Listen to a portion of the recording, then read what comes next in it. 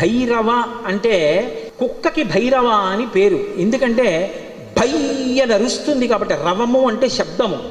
భైరవ అన్న మాటకు అర్థం ఏమిటంటే ఎవరిని చూస్తే హడిలిపోతామో, ఎవరిని చూస్తే భయం వేస్తుందో, ఎవరిని చూస్తే ఇక బుద్ధి పని చెయ్యదో అటువంటి భయంకరమైనటువంటి రూపంతో ఉండేటటువంటి వాడికి భైరవ అని పేరు. లోకంలో ఎవరైనా సరే బాగా పాపములు చేసి చేసి చేసి చేసి చేసి చేసి శరీరం విడిచిపెట్టేశారనుకోండి, ఈ లోకం విడిచిపెట్టి వెళ్ళిపోయేటప్పుట భైరవయాతన అని ఉంటుంది.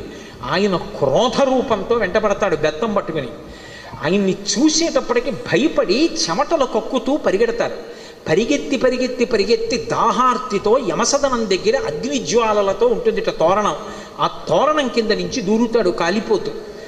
ఆ దోషం పోవాలి అంటే కాలభైరవ దర్శనం చేస్తారు.